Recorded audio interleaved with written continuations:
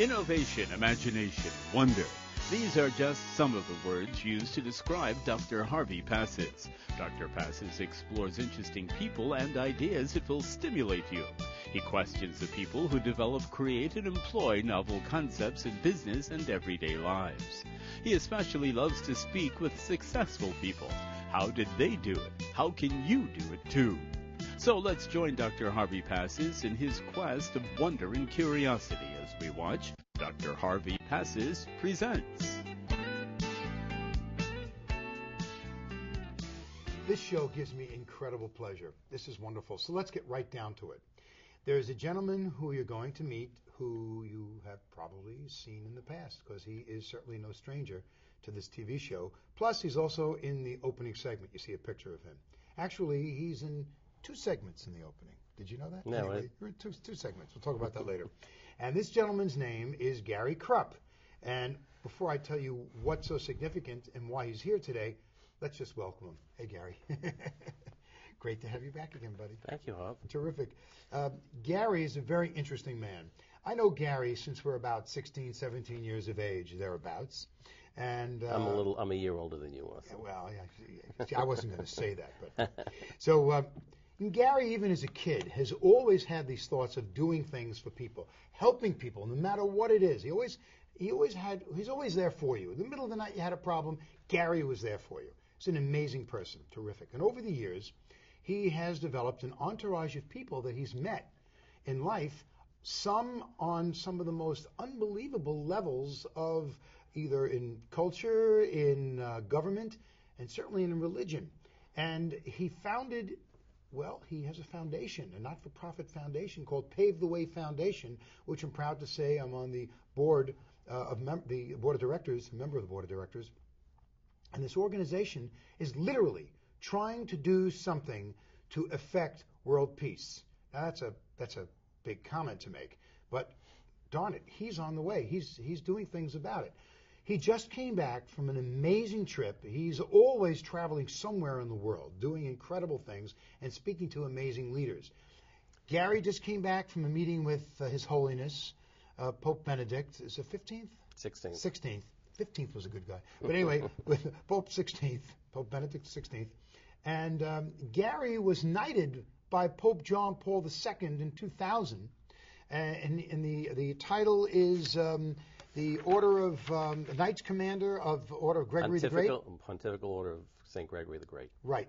And at that, you were only the 7th person in the history of the Jewish world person. who is Jewish, who received this incredible honor. Yes. So there were 6 Jews before you, and now you just came back as now getting a silver star. So now you're the highest ranking. Yep. And the highest ranking. That's just terrific. My hat's off to you, Gary. Thanks. That's a terrific thing. So we'll show a little bit of this information and some of the stars and the medals and all that. But then I want to get into exactly what he's looking to do, what he has done, and how this will affect you and all of us in the world. So first, let's show the. This was the.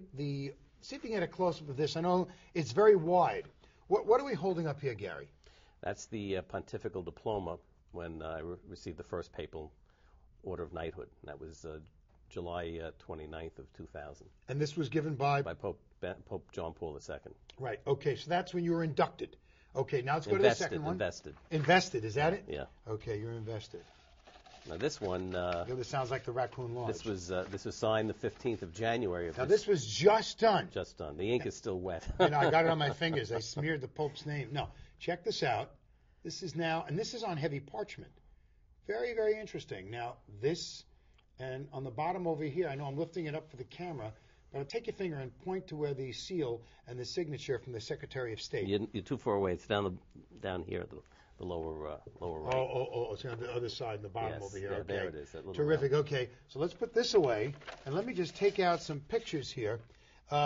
You went there not only to receive this honor, but you... Well, that was a surprise. We never. You didn't know that was happening? No way. Okay, so that was a surprise because you went there to do what? We had Pave the Way Foundation does enormous gestures between the religions. This is how we can one begets the other. It's gesture of goodwill. Gesture of goodwill, but it's a concrete thing. For example, we had the largest Jewish audience in history with Pope John Paul II. January 18th, 2005. 2005, and it was just 11 days before he got sick. It was his last major audience. Simply to say thank you. And then we got the Vatican Library to allow the writings of Maimonides to be loaned to the State of Israel. Which was unheard of. Never happened before. Unheard of. And that exhibit was an enormous success. Now, just to show you that we paved the way to that happening, now the State of Israel, or the Israel Museum, loaned to the Vatican a Rembrandt and a Botticelli for the 500th anniversary of the Basilica of St. Peter, which is there right now as we speak. But we started this. We opened that door.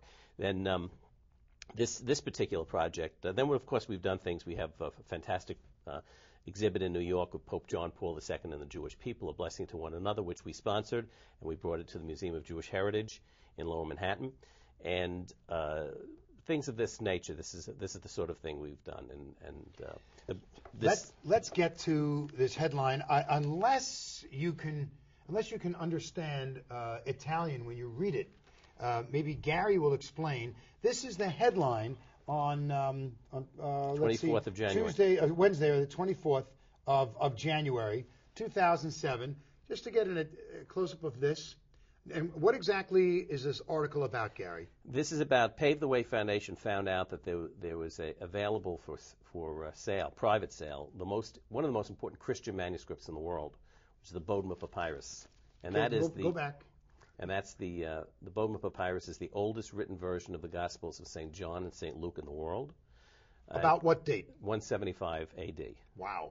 In fact, has the oldest version of the Lord's Prayer in existence. Thank you. And we found out that it was available privately for sale through a friend of ours, a priest down in Birmingham, Father Richard Donahoe. Right. And then we worked for a year to find the donor to purchase this. And then do what with it? And donate it to the Vatican Library, because once it's in the Vatican Library, the world has access to it. Vatican Library opens all of everything to worldwide learning. And it's now in their possession for the first time since its discovery, I think in 1955. And who greased the wheels and made this happen?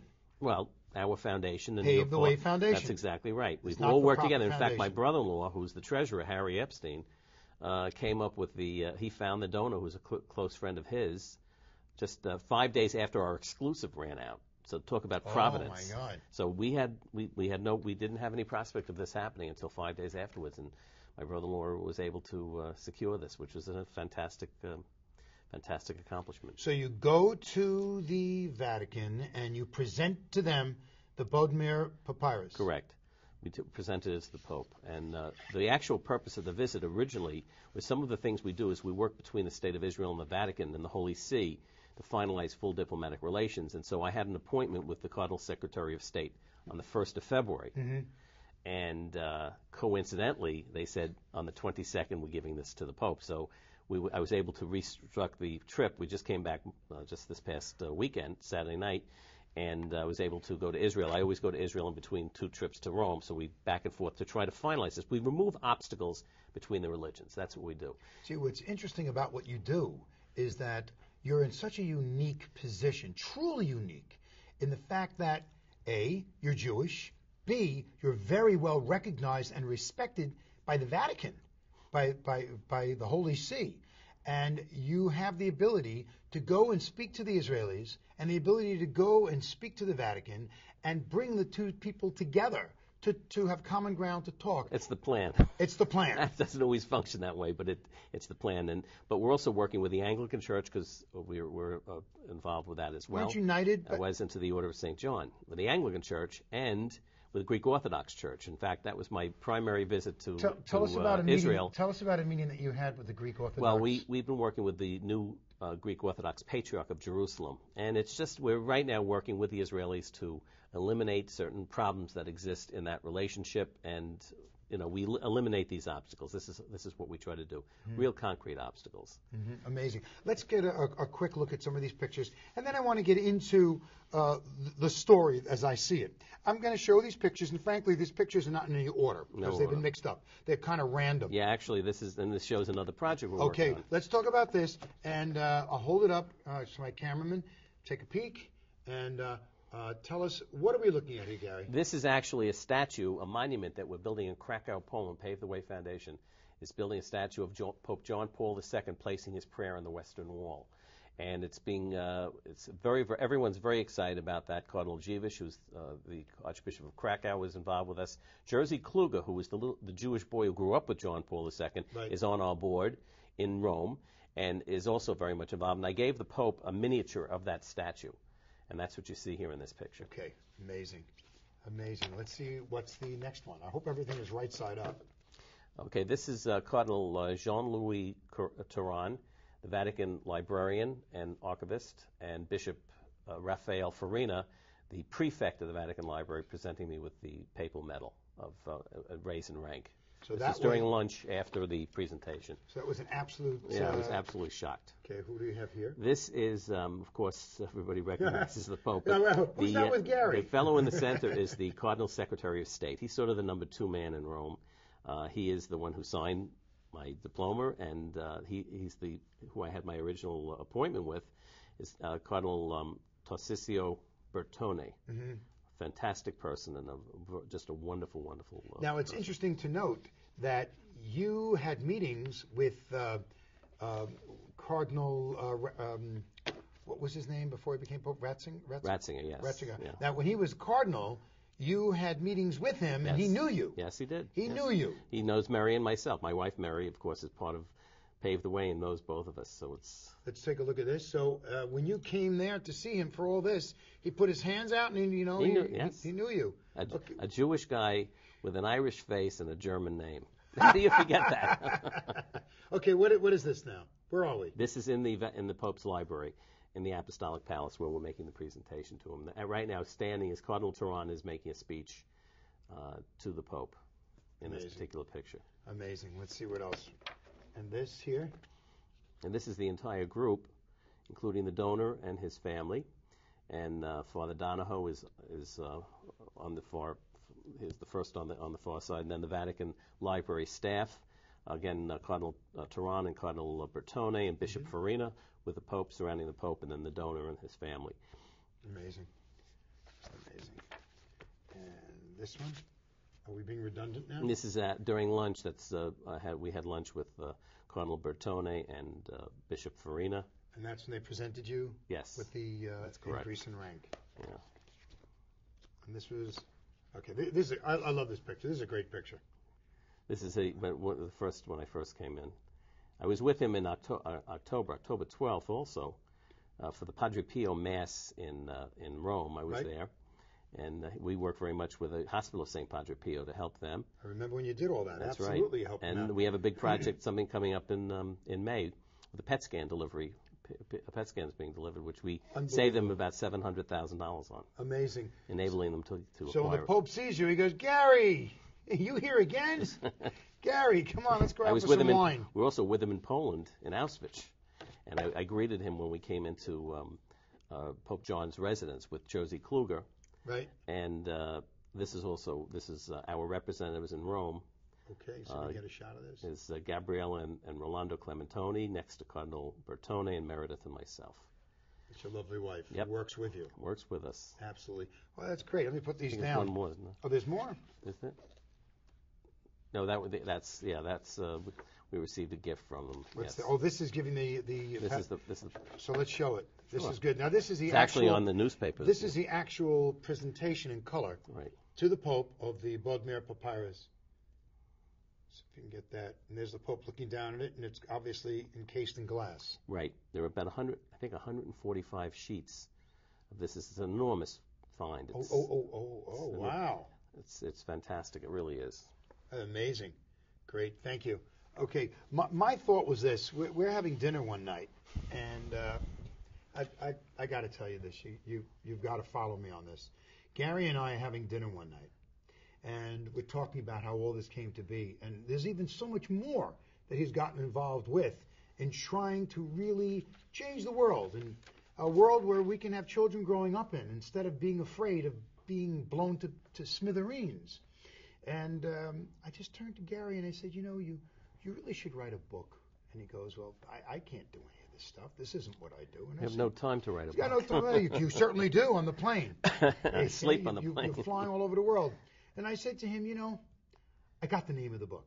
And he looked at me, what's the name of the book? I said, the name of the book is The accidental messenger. And he stopped and he looked at me. The accidental messenger. What a great name for the book. Because he stumbled into this. He absolutely, literally fell into this. Had no idea, no clue, nothing that anything like this was going to happen. So, and now he's functioning as a messenger of peace.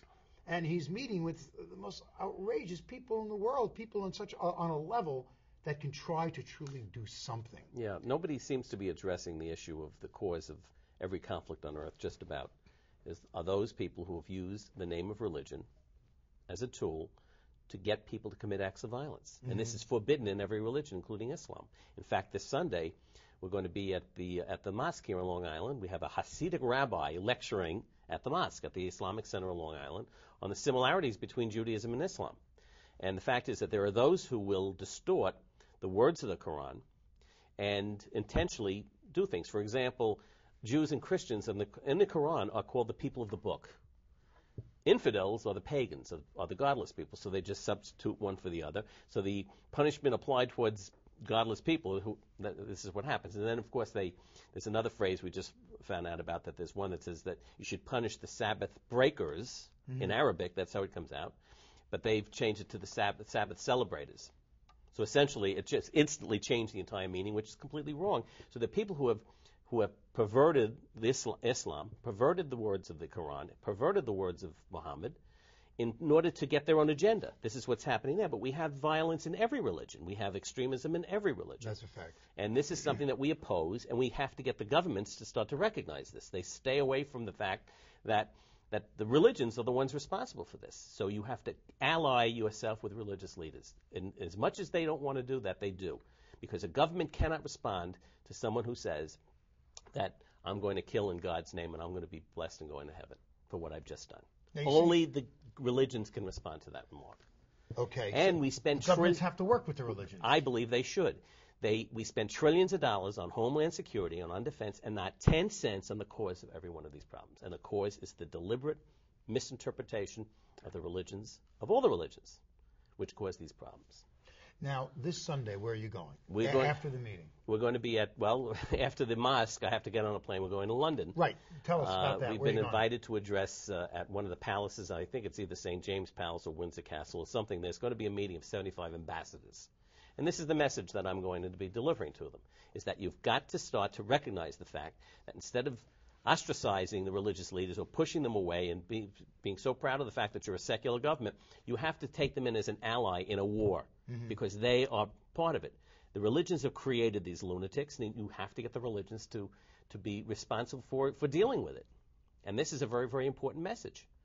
And I believe that if you have a group of Islamic leaders and Catholic leaders and Protestant leaders and Jewish leaders and members of every religion, when somebody cuts somebody's head off and say, Akbar Allah, realize something, that person is going to be going to hell for his act. And you can only say that from a religious point of view. You have to get a religious leader to say it. Governments can't say it. That's true. But you need to ally yourselves. You have to call upon these people. And you also have to get the media to cover it. That's also very important. That's all. You've told me how frustrating that is. That's extremely frustrating. Because you're telling me that the media is not really showing all of the efforts that's being done, and they're not really working to make it. Why not? They don't. There's no reason for it except there's got to be a reason of some sort. Maybe they may not consider it news, but the fact is there's a moral responsibility that they have to send this message to the population. They are responsible for it because they want to go and sell, all the newspapers, and you want to do all these things, but you know what? You can have all your Chagalls and Van Goghs and mansions and boats. One atomic device going off its dust.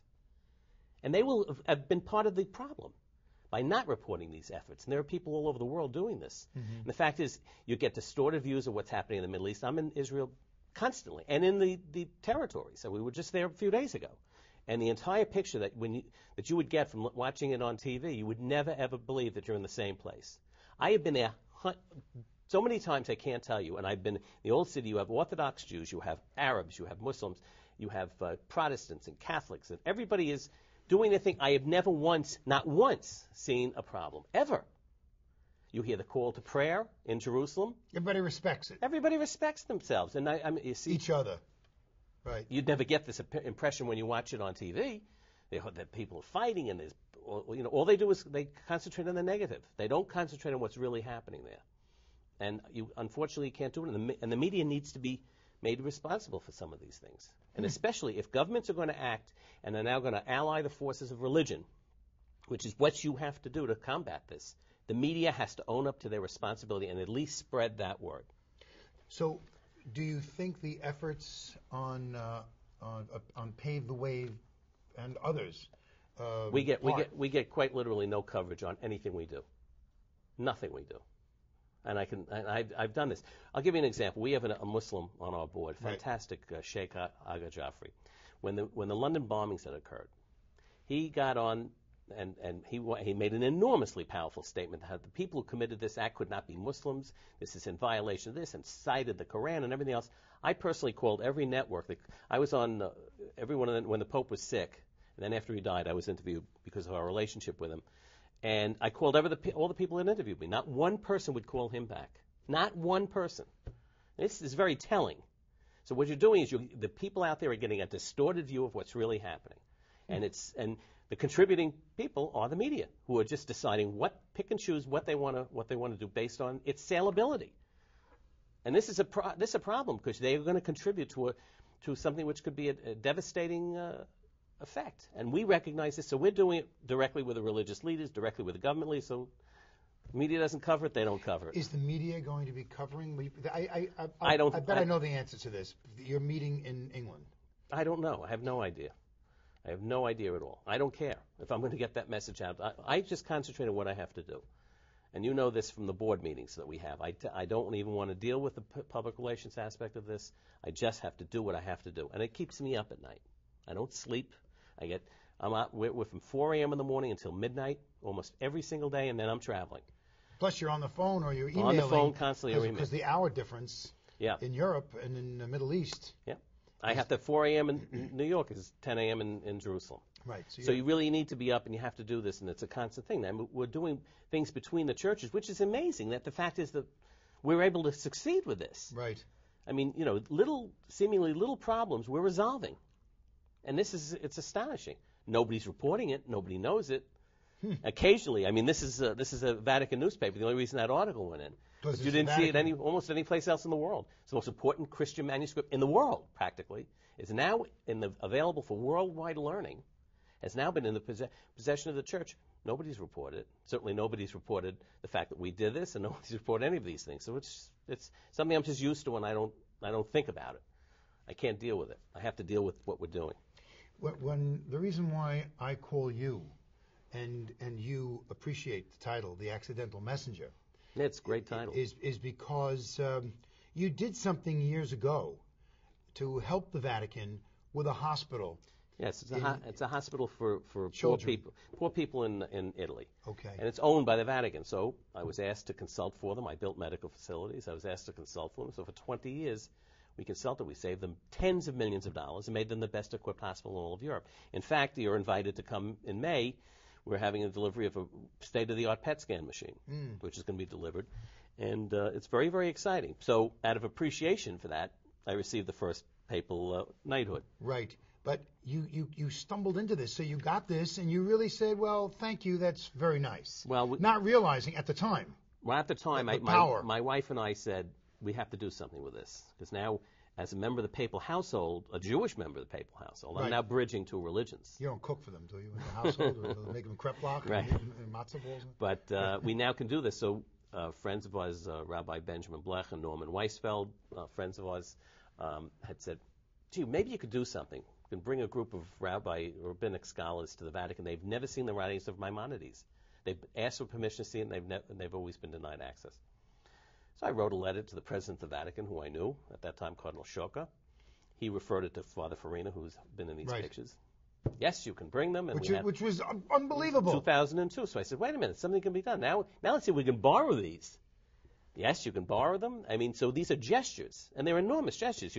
But it was because of your newfound position that you now had the ear of the Vatican. Well, it's because when you write a letter to them, they have to respond to you. I write them a letter.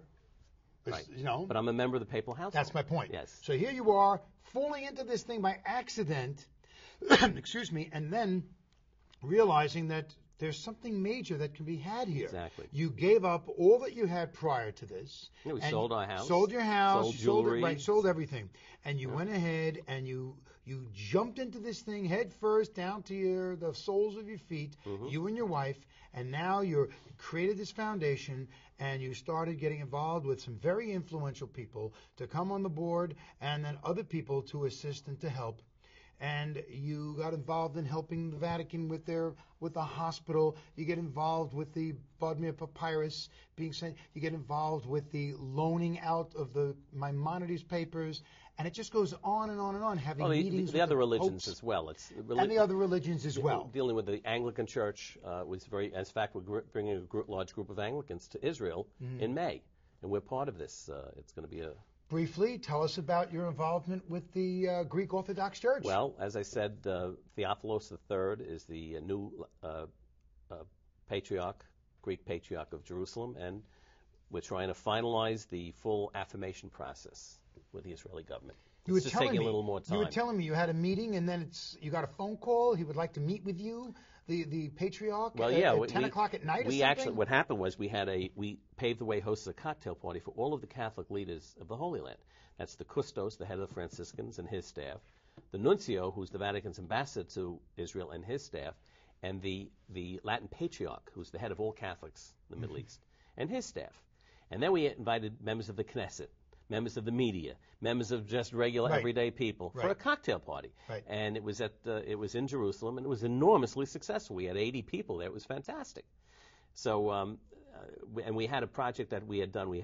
One of our projects was digitizing the manuscript collection for the Franciscans. So we made the presentation at 4 o'clock. 6 o'clock is the